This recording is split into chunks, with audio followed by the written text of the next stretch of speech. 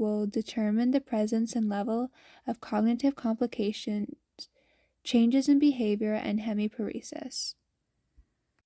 Now let's look at diffuse brain injuries. Diffuse brain injuries is a term used to describe widespread brain damage.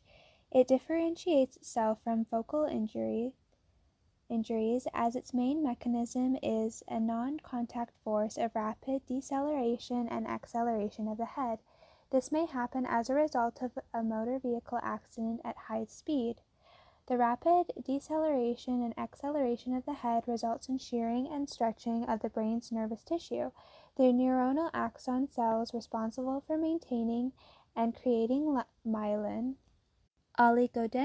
called oligodendrites in blood vasculature, are damaged by the powerful tensile or stretching force.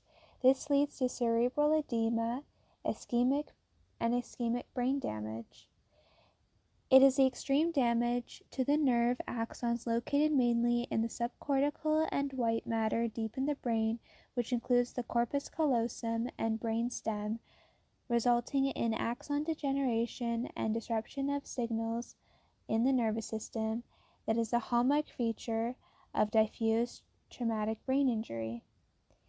In the weeks or months following the traumatic brain injury, axonal damage can continue, and this can later result in a secondary pathology of cerebral edema and a hemorrhage.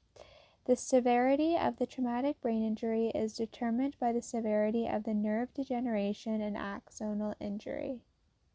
Secondary brain injuries occur over the hours or years following the primary brain injury.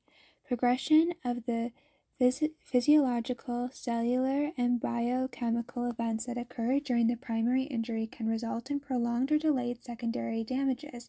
This can last hours or years. Multiple factors may further the development of secondary injuries, such as excitotoxicity, mitochondrial dysfunction, neuroinflammation, apocalyptic cell death, axonal degeneration, and lipid perioxidation. First, let's look at excitotoxicity. Following a traumatic brain injury, a metabolic process called excitotoxicity can occur within the brain.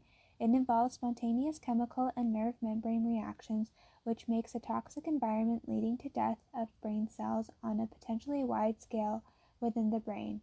What makes a brain a toxic environment is the excessive amount of glutamate, which is released by the damaged neurons following trauma. Next is mitochondrial dysfunction. The mitochondria are organelles responsible for maintaining the cell's homeostasis and energy. Created using Powtoon.